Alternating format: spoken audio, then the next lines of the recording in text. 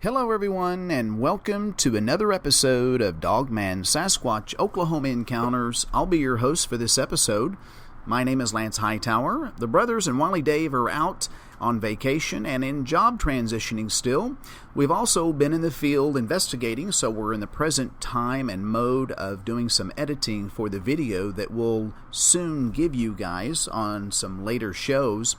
This episode, it's going to be very interesting. I had a conversation. A lady called in named Jean, and she is a native of Oklahoman, born and raised. She's a fisherman, a hunter, a rancher. She's done so many things in her life. Extremely interesting, vivacious woman, and we had such a good time talking on the air and off the air. So I think you'll find her encounter very bizarre. It was a daytime encounter, and very enlightening to say the least. And there was also some witnesses from afar that also encountered the very same creature she did.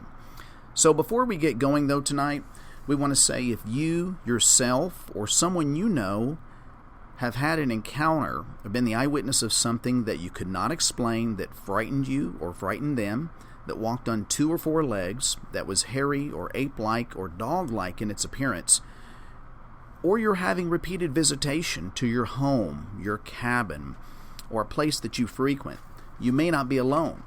There's lots of people like yourself that have had experiences or encounters or been the eyewitness of these creatures. They don't know who to go to, they don't know who to talk with, but these shows, like ours, gives an outlet to people, a platform to share their story, because not only is it a release for them, but finally they get some closure.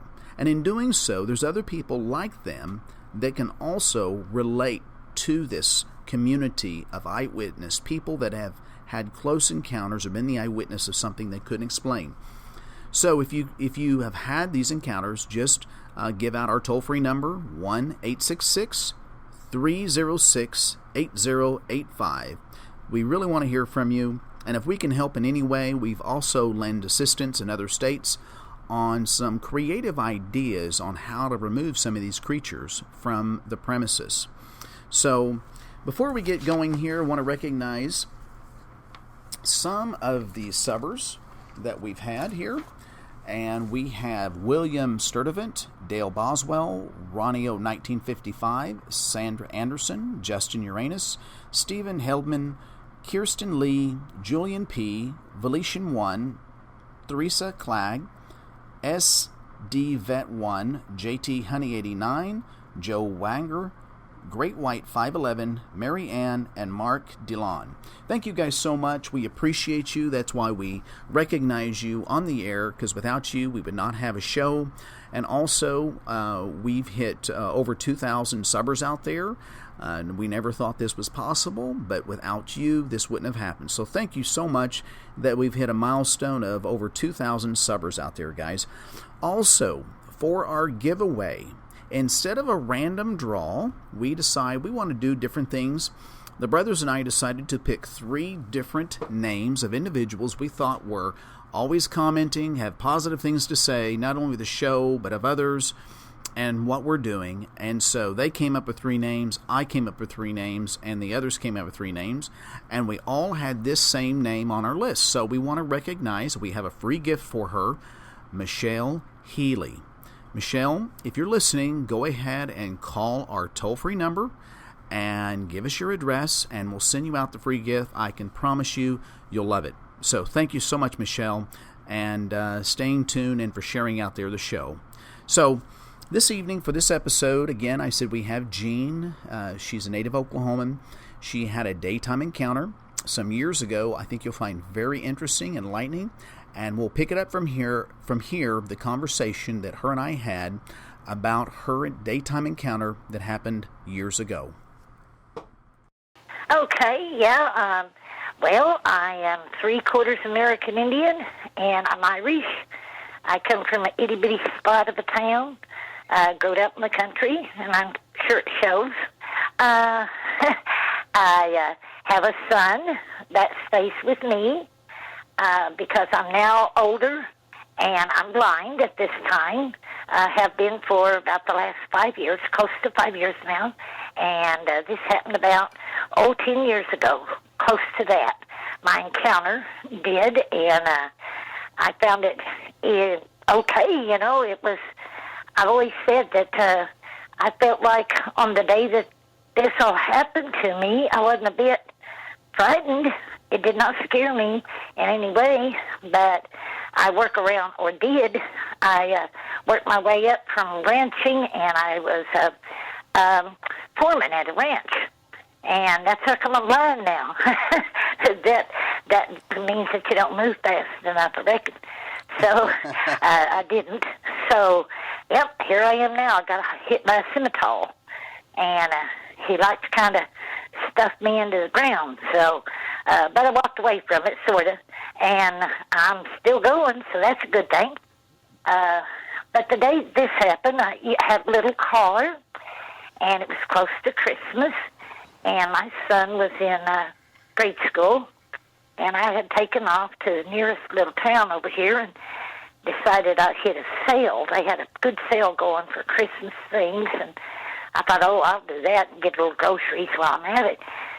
So I took off early that morning when my boy caught his ride to school, and I took off, and I went down and done my shopping, and, the weatherman had said that it was going to snow and get bad, but you never know when that's going to happen. They said it was going to be in the evening, so I thought, I got plenty of time. So I love to read, and I ran over and decided to exchange some books with a girlfriend of mine in another little town. Wasn't too far away. So I got there, and we done our book exchange, and I was coming back, and I was running late. I wanted to be there about 3:30, and instead I was running quite a bit late, and I thought, oh, gosh, that kid's going to get off the bus, and I'm not going to be home. I hope he's smart enough to just go right on in. And just as I hit the dirt road, I was coming up and turned down the road and headed home. I had quite a ways to go yet, and I was driving, and it started to rain and sleet, and I thought, oh, no, it's bad. I turned on my windshield wipers, and they quit working. That's usual, like you get a tire flat when you least expect it. Right. Well, my windshield wipers quit. So I thought, well, it's freezing on my window, so I had to roll my window down, and I kept scraping the ice off of it so I could at least have a little patch where I could see out. There wasn't no cars to be heard of, nobody around, and I was going, and I noticed when I was heading into town, some old boys was over there on a derrick, and oil derrick, and I thought, well, I hope them old boys get to go home before it heads in, and now it had started. And I noticed there was a truck out in the field when I turned down the road, and I thought, well, they still ain't got to get out, and they're still up there, so I went on down the road a little ways, and I noticed a cedar tree over on the left-hand side. And I thought, man, this is bad. Here's these poor old guys just still out there. Well, I said left-hand side, I meant the right. And I noticed this cedar tree, and I hadn't noticed it, when I started. And I watched it, and I thought, I don't remember seeing that tree. I don't remember that. And about that time, it moved.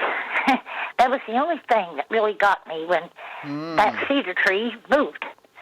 So it stood up, and there wasn't no tree.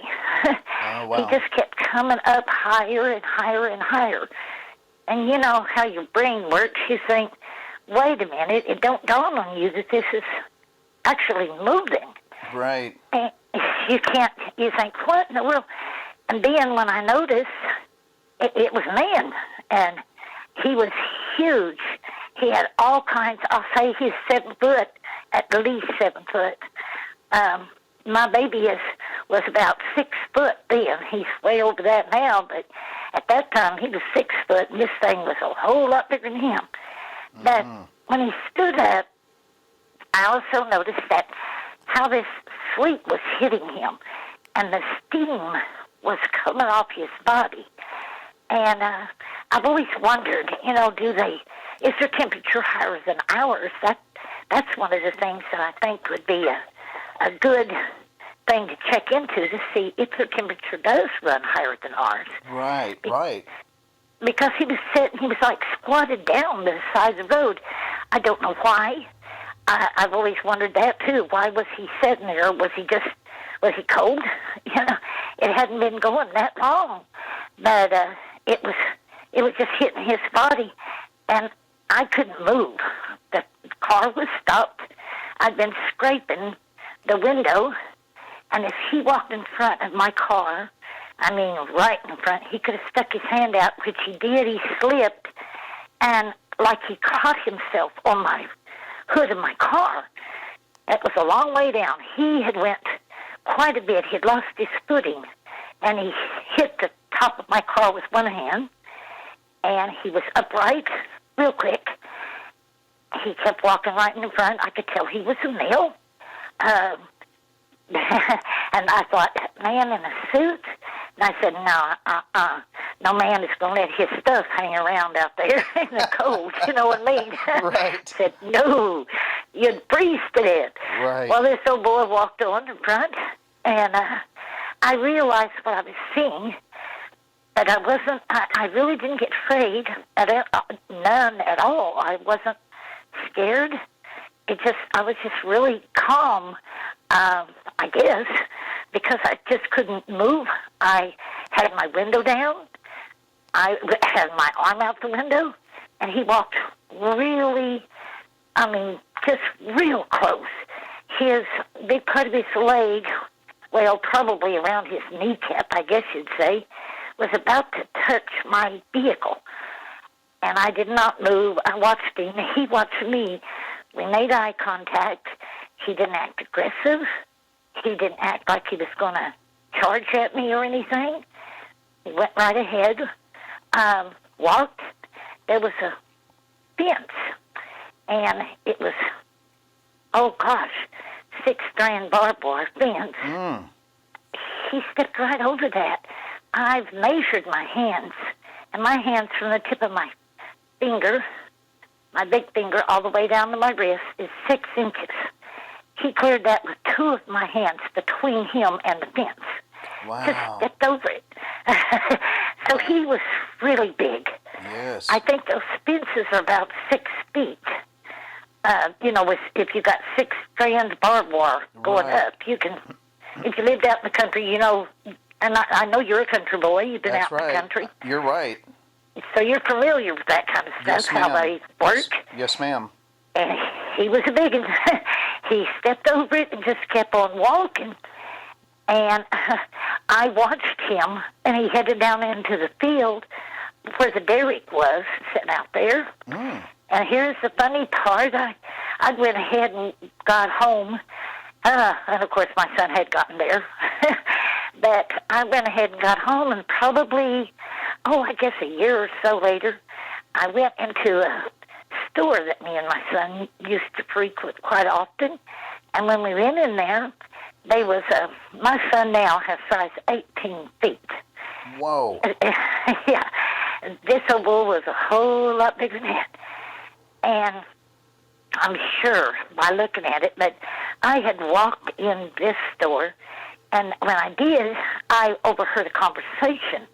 They were talking to the proprietor of the place and was saying how they were talking about Bigfoot. And I was listening. I thought, hey, somebody else is seeing that. Right. And I'm not the only one, Right. Because you really don't want to say a lot. Sure. A lot of people look at you and say, what were you smoking? Or were you drinking, But no, I don't drink, thank you. And my failure as a hippie, I can't smoke it. So that's double. Right.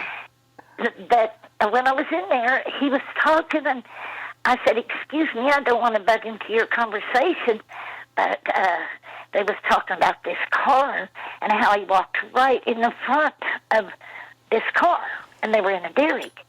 And I said, excuse me, I said, maybe I could tell you what color that car was. And I did, and the guy said, how did you know? I said, I was in the car. So they had seen the same thing, there had been two of those gentlemen up there in that dairy. Oh. I would love to get in contact with them again. Sure. And find out their names, or something about them. And I still kick myself today wondering, well, I should have said something or said, hey, you guys got a card or something. But they were telling, and they were talking about it. He said, I don't know how you sat so still. Wasn't you frightened? I said, no. He said, well, the old boy that was with me that day, he quit his job that day. He was that scared. Wow. And he said they were going down, and when they saw him coming, they went right back up and watched him, and he crossed right underneath their derrick and headed on out towards the woods. Wow. So I think that was pretty interesting. For me, it was. Oh, absolutely. Well, Makes you wonder, he also, when he caught himself on my hood, he made a dent area, and his hand, where his hand had been, there was it was greasy, like handprint on that hood, and that stayed there until I got out of the car. That was the only thing I had to show to anybody, saying, look, here's the handprint, here's the guy, what happened. And they were going, uh-huh. Well, they all had to come out there and look at it, people that I had told about it. And when I got home, and they couldn't believe it. I guess they thought I had to put it in there, but I couldn't push that hood down at all. Wow. I wasn't that strong. Right. Well, so, Jean, could you tell me, now it was kind of a sleet, rainy day, so the road was really slimy, that clay, right? Oh, it was really icy, because by the time I turned onto the highway where I was going, it first starts out as dirt road, and then it turns into ice. Everything was freezing, and you know how when it first starts to get icy, you slide around? Yes. Yeah. And that weather front wasn't supposed to move in until later that night. It was coming a little too soon. So about what time of the day was this again? It was after 3 o'clock, because I had to be home at 3:30, and I know it took longer than 30 minutes. So was to get down my road. Would you say it was an overcast day then, with the sleet and everything? Yes. Okay, but it was plenty of light to see. Oh, yeah. Plenty features. Yeah, you could see good. Yes. So, when we spoke before, could you describe a little bit about the face? What you said it looked like to you? Well, I don't want to sound funny or nothing, but to me, Aborigine. You ever seen those documents and yes, ma'am. Aborigine people? Yes, ma'am. That's the way I would describe his nose. His head was a little taller than normal, what I'd call normal. And his forehead, he had his eyes was indented. You know what I mean? Did his eyebrows stick out a little bit? I didn't remember his eyes sticking out. No, just his his forehead. Eyebrows, his brows. Sunk back. His brow, was deep.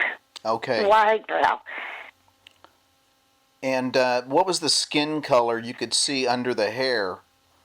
I always say that it looked like rubbing a black walnut on your skin, and that deep brown. Okay, interesting. And the hair, you said it was so close to you. You said maybe 5 feet? Oh, 4 gosh, feet? I don't even think he would be that far from me at all. Maybe from my window to where he was could have been 3, 4 foot maybe. Wow, he amazing. Was very, very, very close. So you saw being a warm-blooded animal, which this Bigfoot Sasquatch was, and the severe change in temperature. It's kind of like how we have cold rain that hits hot pavement. You see the steam coming up. Yes, a lot of that. That was one of the things that made me wonder. And I noticed that the ice was hitting on my windshield, and it was freezing while I was having to scrape it. And when I was having to do that, I noticed with the steam that come off of him, then it would turn to water, a lot. Because, and this is going to really sound very weird, but when he walked away from me and I seen the behind his hindquarters, where it was running down, it was going right down the crack. It was, wavy on both sides. The hair was. So I would say the hair on his hindquarters was lighter. I mean, it wasn't as heavy as the hair in other places was. Interesting. And you could definitely tell he was male. You didn't have no doubt about that. That was male. And he didn't have he had less hair, or thinner, should I say, on his chest. Very muscular, extremely muscular. Looked like one of these old boys worked out that went crazy with it. I didn't really notice a neck, so to speak. He didn't turn his head from side to side. You know what I mean? Like, freely. I've seen a few men that the neck seems like they're crammed down on his shoulders. Yes. There you go. Yeah. Okay. Like that. Interesting. So when he walked in front of your car, he slipped again, and he used your hood just to grab something quickly, and when he did, he dented it. Now, you said that when I was doing the pre-interview that you saw a glimpse of his fingernails. Could you describe what that looked like? They were, if you've ever been around people who have heart trouble, who are having problems with their hearts, the fingers, the bottom of your finger, just at the very tip, they were rounded, sort of. And I've noticed people who have bad heart trouble, they're like little balls right there. They're they call it club finger or club nails. It just rounds over the edge of the finger. Yes. Like that, right. Very, wide. His hand was really wide. And the fingers, that was one of the things that I noticed. I didn't pay too much attention to his fingernails, but of course his hand I did. But I didn't really pay much attention to his fingernails. I was just kind of in awe looking at his chest, how huge he was. It just stunned me. I'll give you an idea of what I'm trying to talk about on that. Sure. I had been with a friend of mine one time, and we were all in a car, and we didn't know the driver of the car very well. There was 3 of us in the passenger seat and another man outside, and the driver shot the guy that was outside that he had picked up. He shot him. And I was just stunned. I couldn't believe that had happened. That was the same feeling I got when I saw him. I think I was stunned. I just could not, I couldn't scream. I didn't want to. I didn't feel like that. He didn't feel threatening to me at all. He just watched me. That was all. So would you say he just kind of glanced at you like... Oh, no. He made eye contact when he started across the road. Oh, okay. And just kept watching me. And my window was rolled down and my arm was out, so he could have easily, it would have been nothing. He could have dug my honey out of that car anytime. Wow. You know? And I wouldn't be talking to you now, if you'd wanted to. But he certainly didn't act threatening in the least. Wow. How wide? Now when we talked before, Jean, that you said, you're a very savvy outdoors woman, and you've hunted and fished for many, many years, and so you're very. I imagine you're really an expert on weights of animals and sizes. How wide would you say this creature was, and about how much do you think it would weigh, in your opinion? Well, for that one little experience, I'd say 500 or better. Pounds? Very, very muscular. It's different to judge a 4-legged creature than it is a 2-legged. And I can get people pretty good, pretty close. They're used to. Animals, I always got within 10 pounds of a cow, always. Right. And this old boy was huge. And where he was headed to, I have no idea.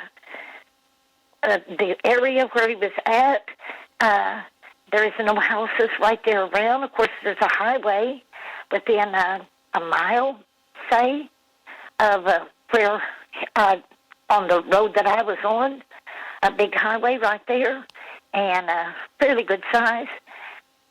And this little road that I was on, not a whole lot of traffic is ever on that road, but there is some. But that day there wasn't. No traffic at all.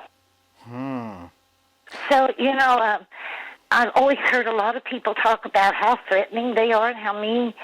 And it astonished me how the man, for instance, in the dairy was so frightened that he just quit his job that day. He would not go back out there, which I didn't understand. I thought, well, he didn't frighten me.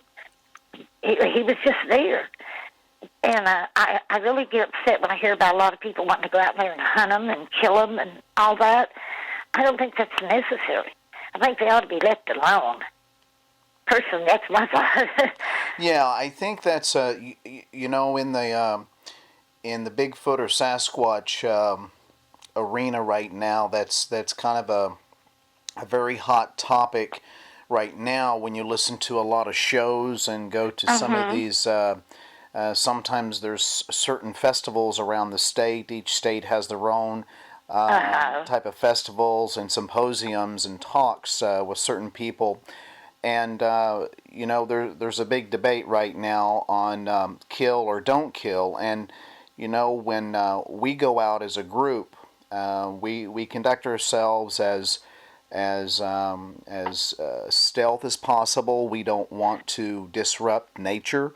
We don't want anyone or anything to know we're out there. We don't want to leave any scent, any sign. We do try to protect ourselves. Mainly, it's from things that we're all aware of. Like we did a segment some time back on these feral dogs that people dump out.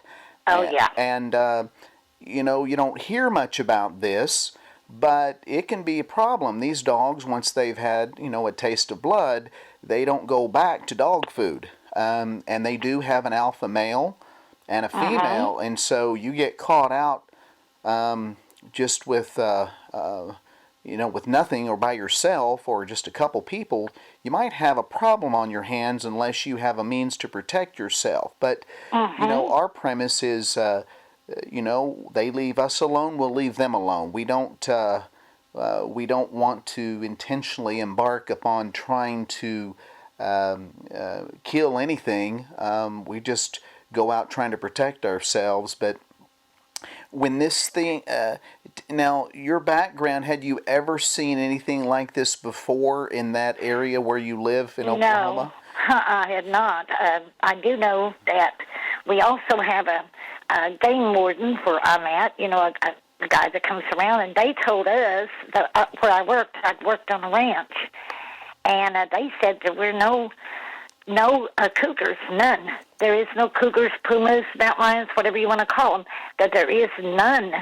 Well, I got a stuffed one in my boy's bedroom right now, and yes, there is.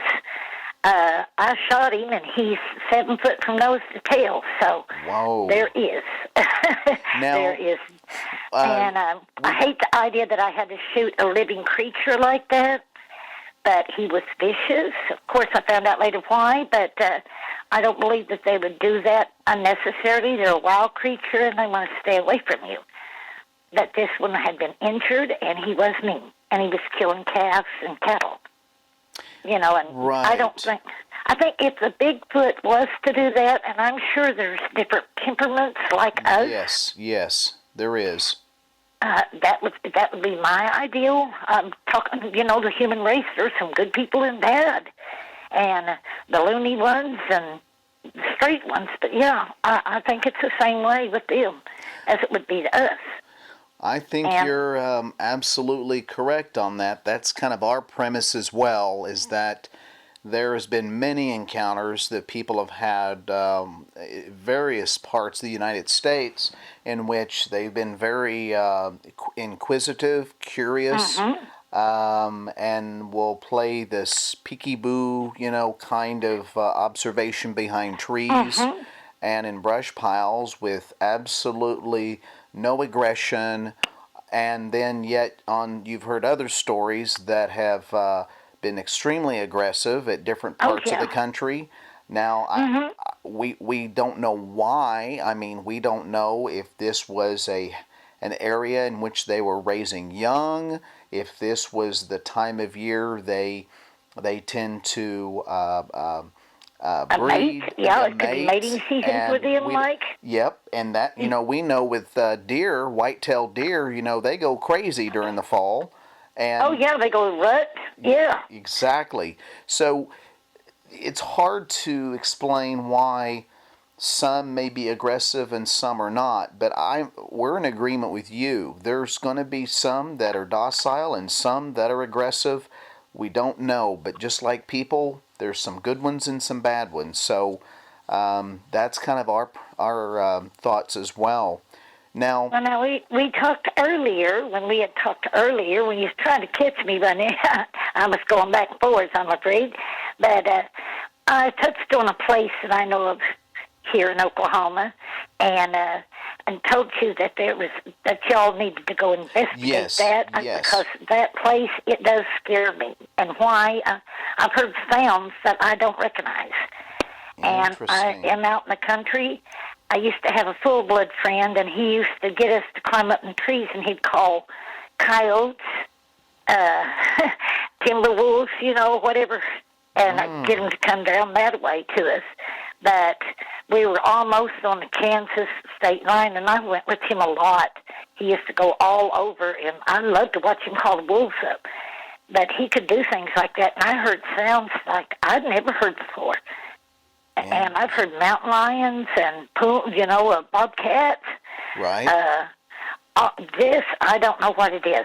I have no idea. I don't know what the sound is, but it's all there. And, of course, with a river by that, where I was telling you about earlier. Ah, interesting. I didn't know that. Oh, it echoes. And it really sounds scary. I guess, of course, voices carry, in the water and stuff. But, oh, yeah.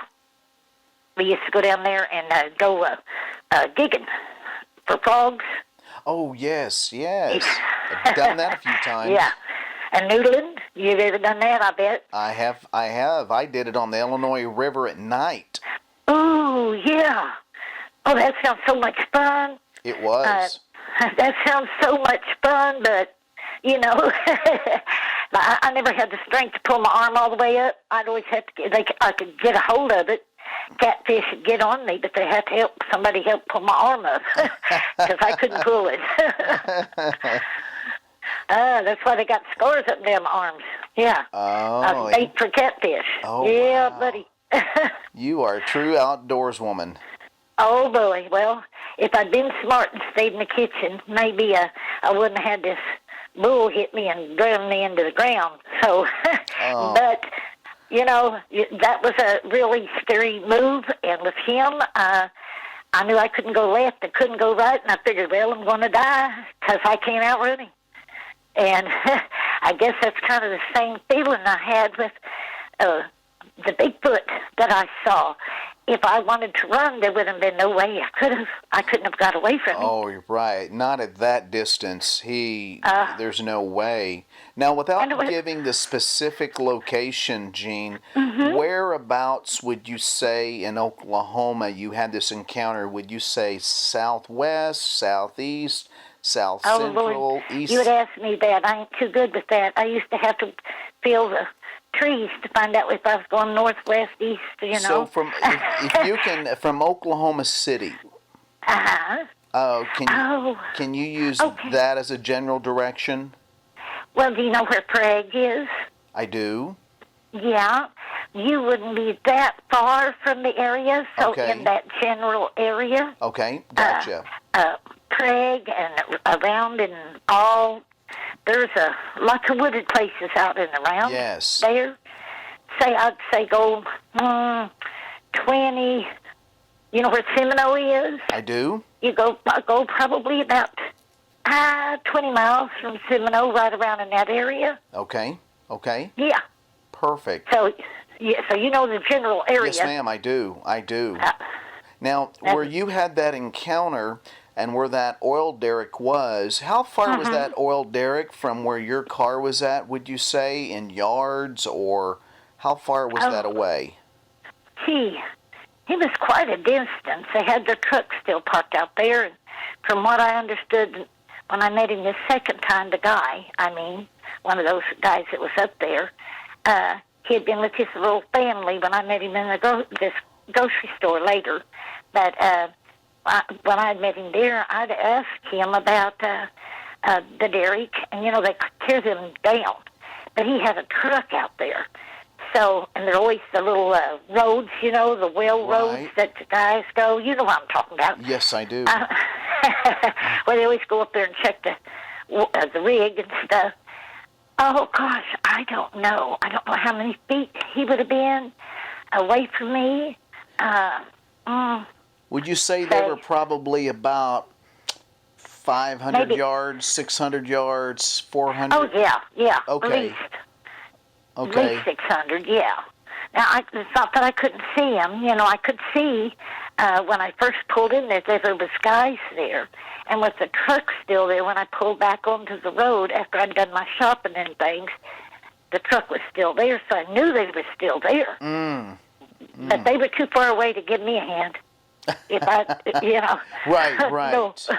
Right.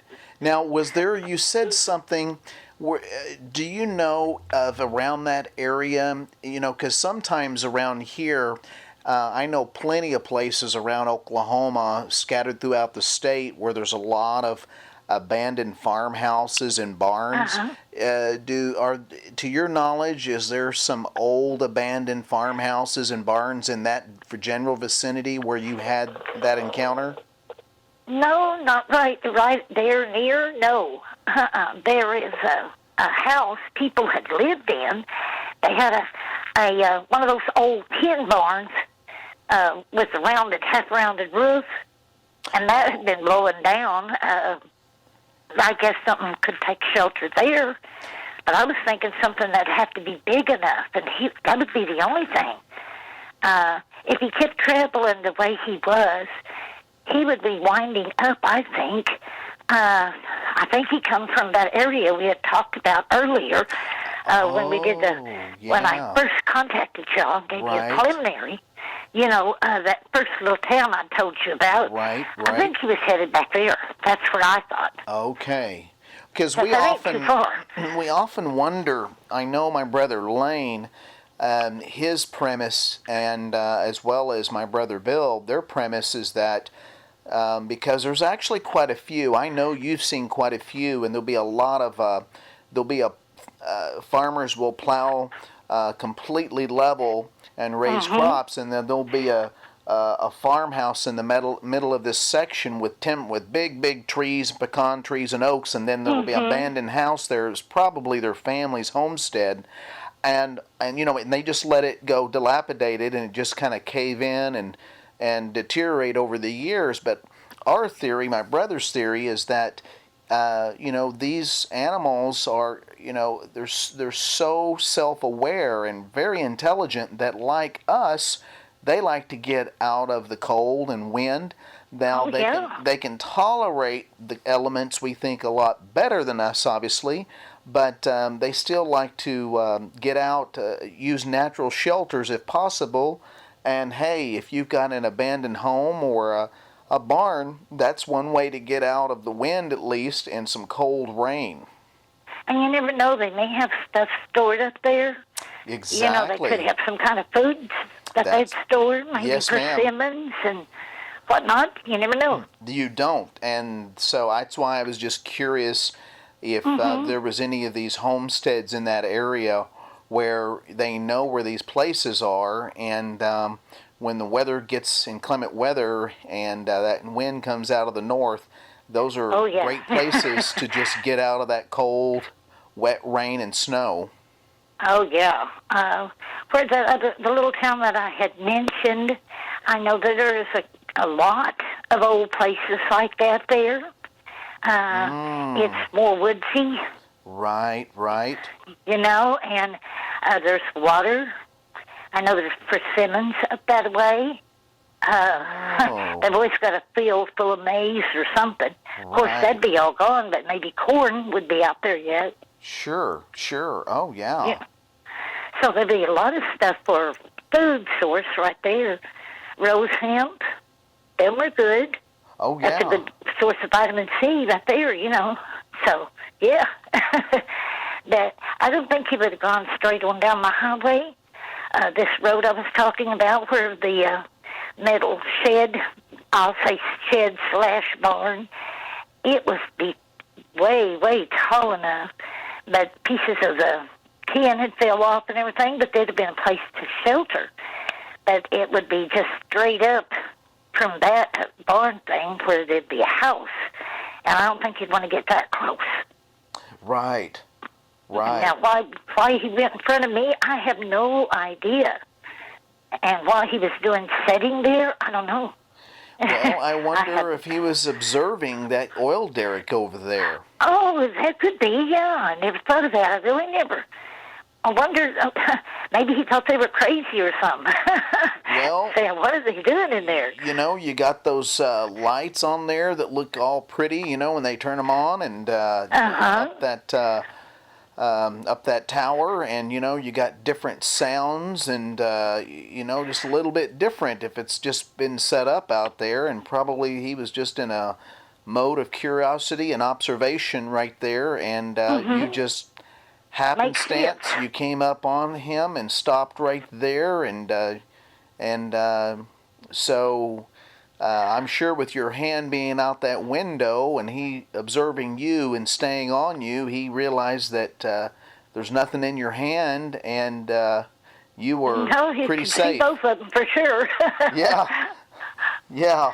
You know, you were pretty safe to him, and so that's just amazing, that close. I not too many people have had encounters that close.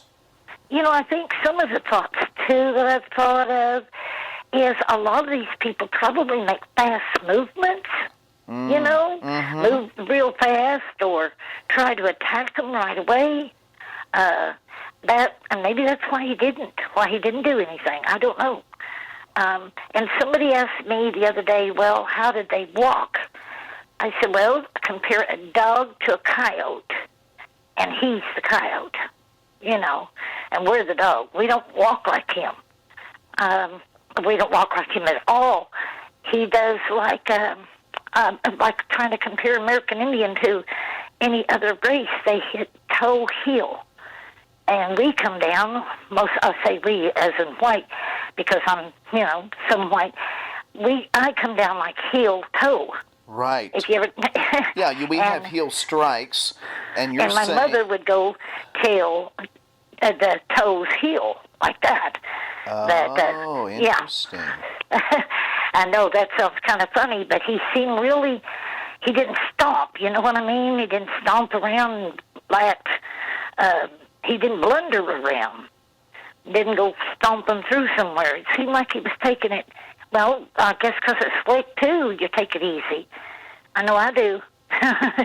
You can't just go out there and stomp around. But even nowadays, you know, of course, that's a little bit different nowadays, but back then, you just don't go stomping through the woods. And a lot of these guys do. There's a famous show that a lot of people watched on TV. I've heard it a couple of times where these old boys are all from this one state, and they go out in the trucks and yell and scream, and they got all these sheep monster or whatever. Yes. Yep, you know what I'm talking about, yes, I'm sure. I do. And I laugh and think, you couldn't even catch a cricket. Cool. I just get tickled to death. And my son said, "Oh yeah, they're going after so and so this week," and you're going, "Oh yeah, they'll get it." Well, Wiley Dave always likes to say those groups find the city hall and town hall really well in town. Oh yeah, I noticed that. Did you notice that too? All them folks out there and meeting in the city hall. Yes. Yeah. And they tell about it, and it was the scariest thing I ever seen. And I thought, well, we must have saw different things. Right. No.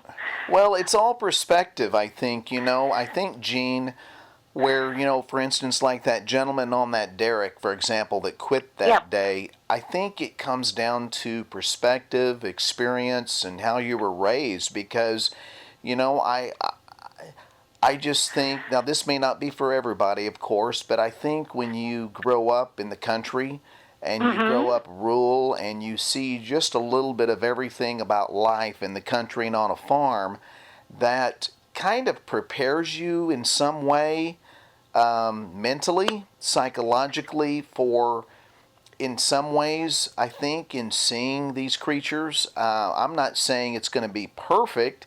I'm just saying that versus someone that's been raised in the city, that has never really been out in the country. The closest to the country they've been is a city park and a city zoo. And a lot of them, you look at them and saying they don't even know what to eat. They don't know what's poison. Said, "Oh, I can eat anything a bird eats." "Oh, no, you cannot." I said, "No, you can't." Right. I get tickled by some of them.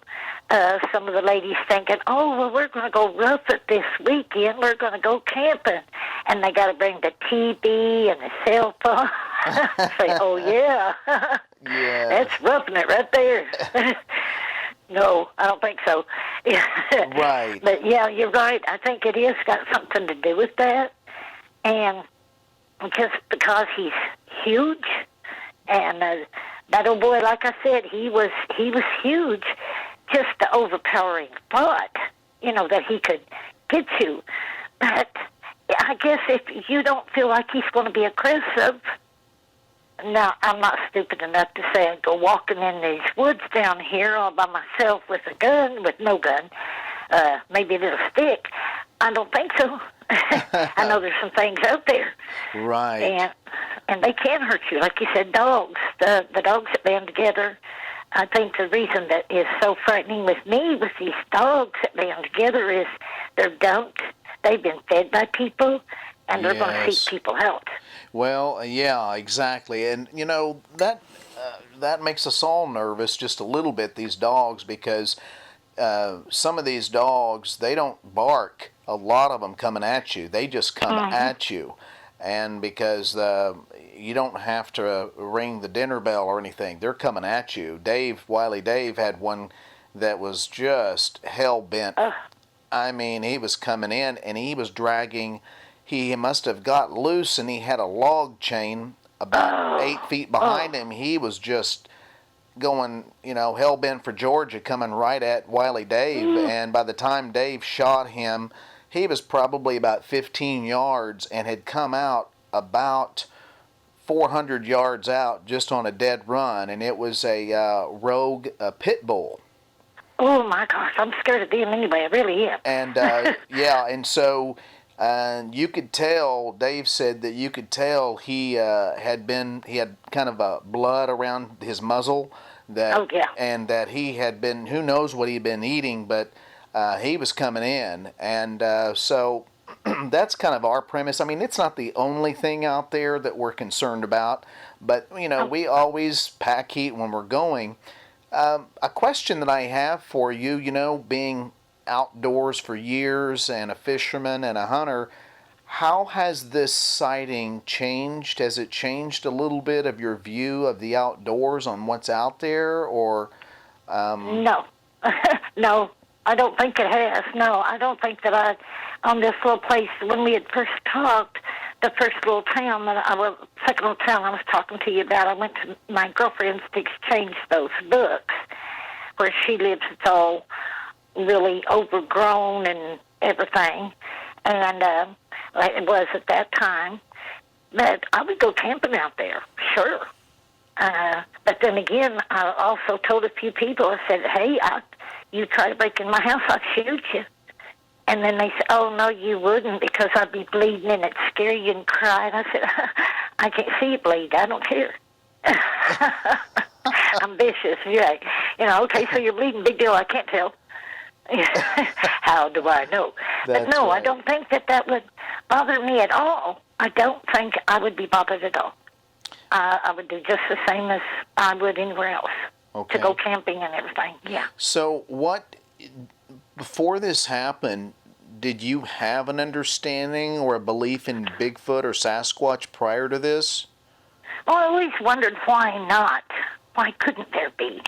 The reason I said that is because at that time where this ranch was, that's where I held my job, and I worked there. And I had worked out there for quite a while, and I'd seen this big cat that I have in here. I saw him over and over. And we even had a guy come out there and trap it. And he was supposed to be with the Fish and Game Wildlife. And he put a little bitty, teeny trap out there for maybe a bobcat.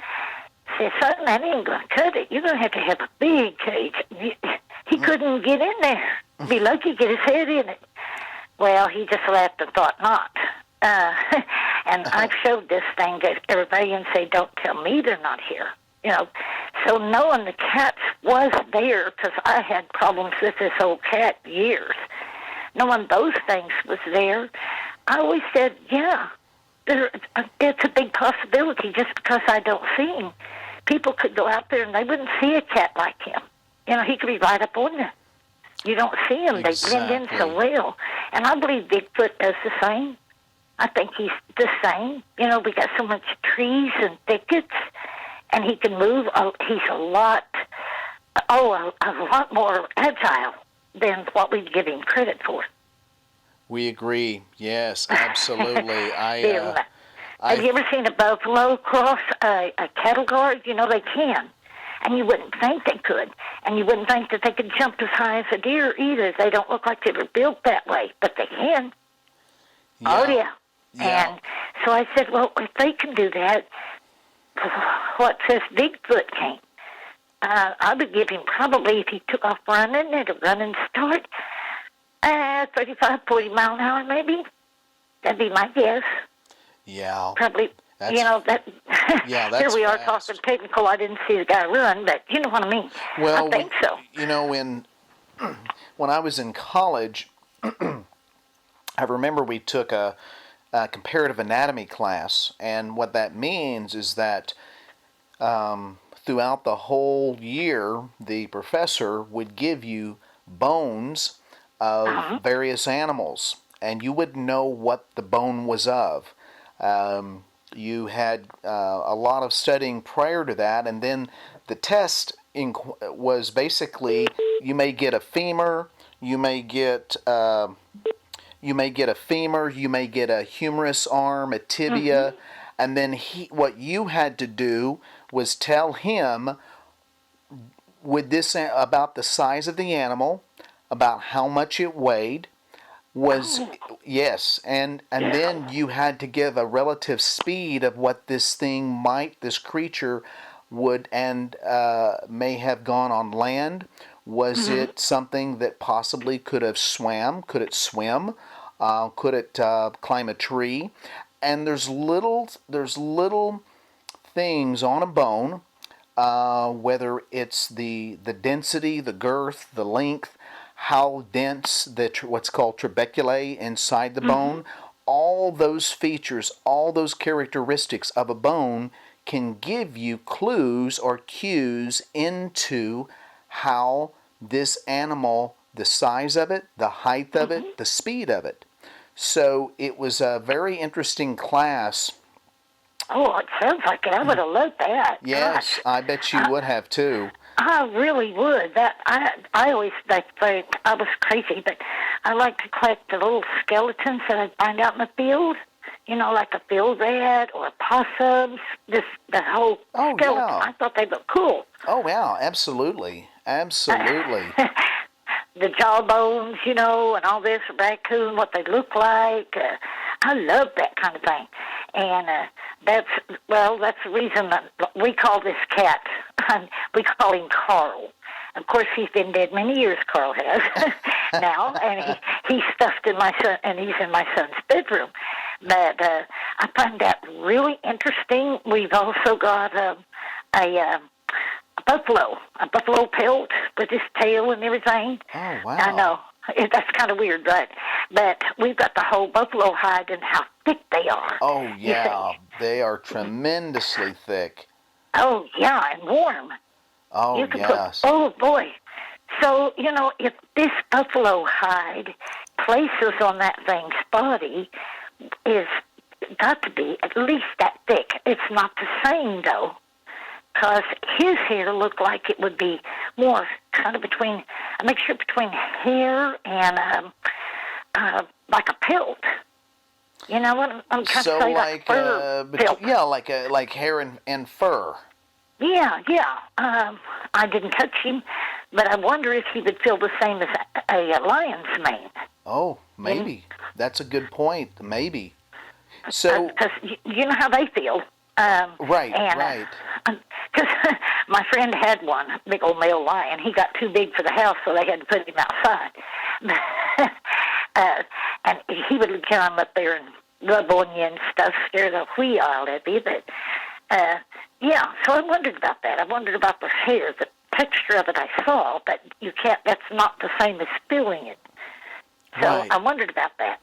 So when it slipped in front of the car and it was wet enough to possibly leave some prints or anything, did you think about getting any pictures, Gene, of that oily spot on the hood or in the road or anything?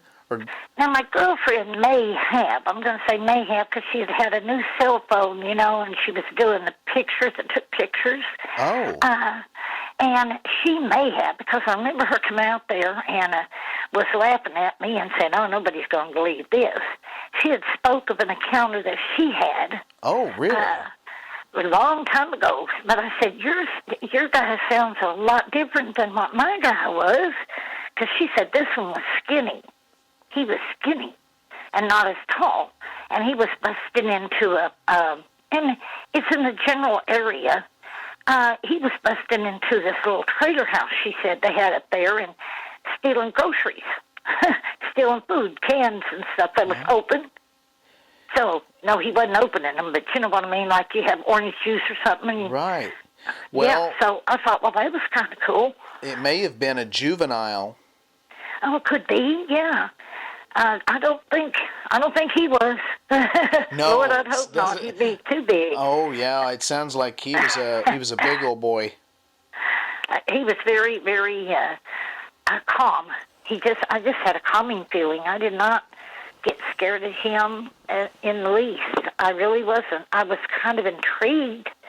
Of course, a little bit shocked when you have the cedar tree move, and it ain't a cedar tree. Right. That was so. Yeah, and the place we had talked about before, there is. I talked about a river. I told you about a place up there, about this river, and there you find all kinds of oddities. It's just a strange place all the way around. And that's, we had talked about it. Right. We're definitely going to go to that area. And at another time, I can give you some, I can contact you some way through there or something, and give you a little bit more information and the general location of it. I think you could find some interesting stuff. I'm sure you've got your summer all planned out where you're going to be investigating. Yes. We have some locations, but we're flexible. We want to go where the potential for acquiring footage or clear, high-definition pictures is what we're after, and as well as, of course, if we can also cast prints or see breakovers. There's something called breakovers when you're out in the woods, and it's kind of a little bit of a marcation of their area. Is they'll anywhere from 4 feet to 8 or 9 feet, they'll break over limbs, fresh limbs, and that require a tremendous amount of strength to do, and they will use this as a marker or a perimeter boundary of their area, and so these are quite common that we know of. Well, trees and stuff like that, where I've heard that they can rake them down or break them up real high. I've heard of that. Of course, I haven't seen that, but you don't pay too much attention to it. There's a lot of things that I say, oh, come on. Like we've seen eyes up there way high, and you're saying, how about an owl? An owl, maybe. And hooting.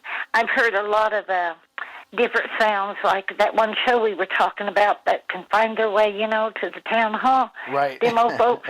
Yeah. They play soundtrack over and over and say, now, that is a Bigfoot hollering. You say, no, that is an elk. That's a bull elk right there. That ain't no Bigfoot. And I get tickled at them. A lot of times I just find it so funny. They think they're going to go out one night, and there it is. Right, no. Exactly. The likelihood of going out, this is why it takes multiple outings and hundreds, if not thousands of hours in some cases. Now, there might be the likelihood of just that happenstance or a little bit of luck and the timing is just right, where a person can go out into an area that has a high traffic area of these known squatches or dogman creatures that you can just go out and see. I've never heard of them before. Now, this is the first time I've just lately heard about them talking about Dogman. Yeah, that's the name overall that the name has been given by a lot of folks.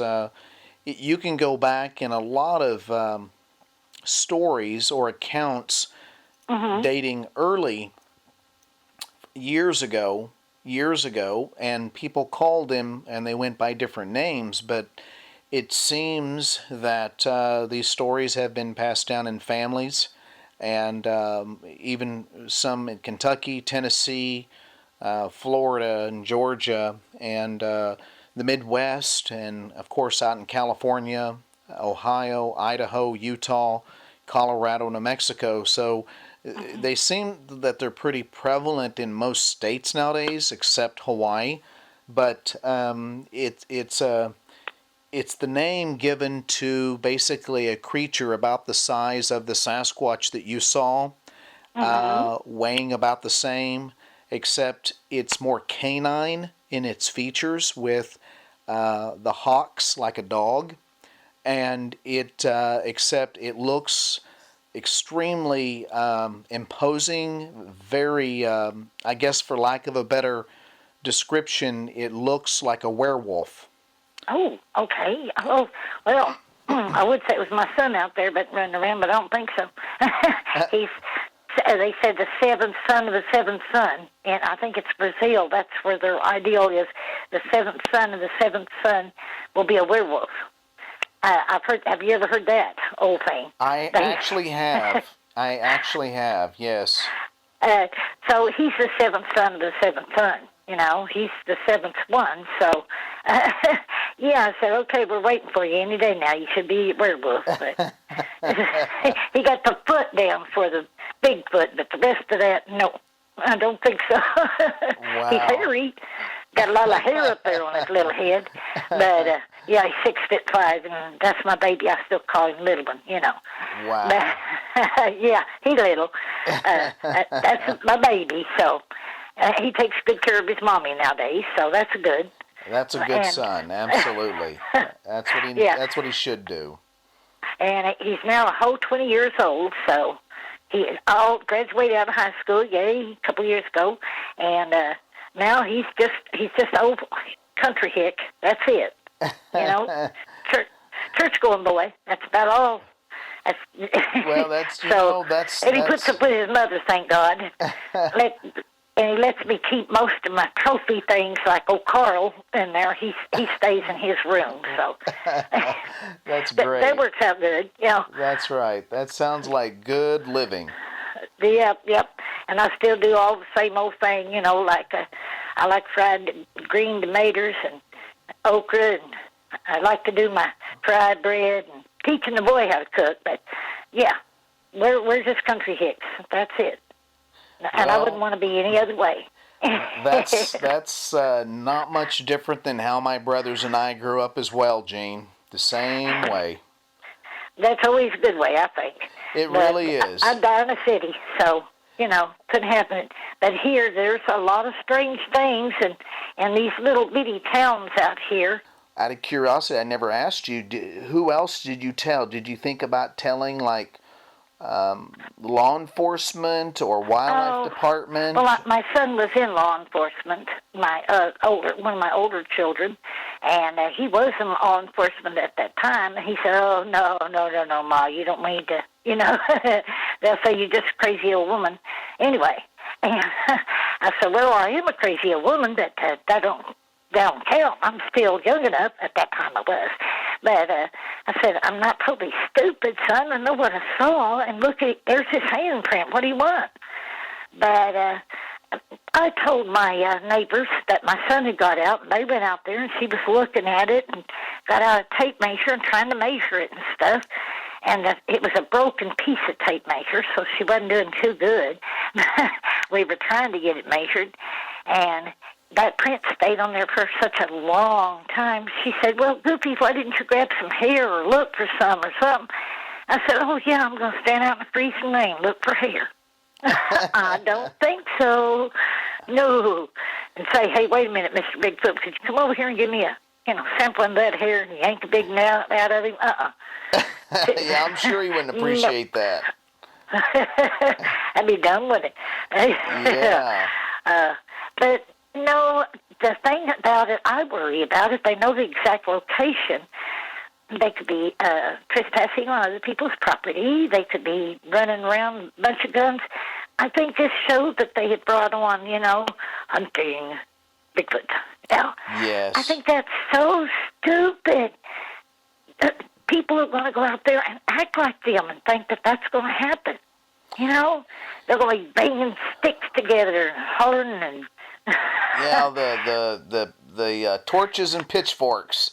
Oh, yeah. What the hey? Yeah, that's kind of our premise. We just didn't want a lot of the details out. We thought, if people can be generically rough in an area, that's good enough, for us and for people. And because a lot of people don't mind telling, well, I should say this. A few of the people don't mind calling in if we use different names for them, right. But they definitely don't want their location, because if someone around their area was to recognize their name or something, they would, because these stories they've told have never gotten out, so this is a venue or a platform like our show is with many other shows that are out there that allows people to freely discuss this, because a lot of the people that are listening to these shows have also had similar encounters, maybe not the exact same encounter, but encounters with these creatures that they couldn't explain, they didn't know they existed. It's really shaken their world up, and a lot of people, like we spoke of earlier, have actually had and presently still going through more or less like a post-traumatic stress disorder from this, because it was either a very bad encounter, it was a unexpectedly terrifying encounter that they didn't expect, a camping trip that went wrong, or a hiking down a trail that this thing came out and didn't expect it. So a lot of these are very frightening, and so a lot of people are left extremely distraught, and it's changed their outlook on the woods. They don't hunt anymore, they don't hike anymore, they don't go out at night anymore, they don't drive in the dark anymore. It's... Well, that's so, to me, in a way, that's like saying, I encountered a rabbit, trying to think what's called, raccoon. I remember encountering one of them. Of course, that was a scary thing. That killed him. But, you get a raccoon like that, you don't mean all the raccoons are that way. And do you think maybe their imagination gets away with them a little bit? They're going to imagine this thing is vicious? That's a great question. It's hard to say. It's everybody's circumstance is a little bit different. But either way, we respect because it's, in many cases, it's the interpretation of that moment. You could have kind of like your encounter. If you would have had a friend of yours, say, in that truck with you, the car, at the same time that you saw this creature, you looked at this and said, wow, this is amazing, and you were calm, and it was calm. Yet if you would have had a passenger with you, a friend of yours, they may have been going ballistic and screaming and yelling. And I've been in that position before. Where some old gals up there screaming. I said, "Oh, shut up! Get a crib, die." Yeah. I guess you can tell I have a lot of patience. Not really. Well, we had an episode where a young man outside of Tulsa, a few miles, had an episode that he saw a Bigfoot cross in front of his Jeep, and 3 other people in the Jeep were screaming and hollering, and he was the only one, and he wanted to check, and it walked about, I think he said about 15 yards in front of the Jeep, and everybody else went ballistic except him. He wanted to turn the Jeep to kind of follow it in the field, and they were just going out of their mind trying to tell him, back up, let's get out, screaming bloody murder. Yeah, and why? Because obviously to me, I'm sure, like we said before, there is different kinds, and there is got to be the vicious one, and the calm ones, and ones that want to mind their own business. But I'm sure they're out there. But still, if you're going to freak like that, you're causing yourself more trouble, because they could, react to your reaction. Now, my mother, of course, she's been long gone. She died very young. But she knew a lot of different stuff, and some of the things that I don't understand why she was doing certain things, like cornmeal in the window sills and stuff. Really? Which I thought was kind of strange. What's that for? But she believed in a lot of things. She would talk to us kids about stuff, different things. Interesting. I guess like you'd say Bigfoot, like where we came from, and I was around. I came from the little town of Pitcher. And if you've heard anything about that, Pitcher is now no town. There is no town there because of all the lead, and they had mining there. Yes. And so they come in there and tore that whole town down. You can see in the ground, the cat piles are gone. Oh, well, kiddo, I guess I ought to let you go. You've probably got a lot to do. Well, and I think I'll take my medication. Yes. I've talked to you all, so. Well, Jean, thank you so much. I can't thank you enough for just your information and you being so kind enough to allow me to put this on the show. It's kind of a relief to talk to somebody that knows you're not trying to pull their leg or something. No, they ma'am. don't think you're crazy. No, ma'am. Yeah. I absolutely, we do not. It's nice to talk to another Oklahoman, to communicate and just connect to folks. And so thank you so much. And thank you, boy. Kiddo. Thank you so much. I appreciate it. And I'm we'll glad stay to in have contact. A chance to talk to a fellow Okie. Yeah, absolutely. And we'll stay in contact with each other. All righty. Thank you so much. All right, Jean.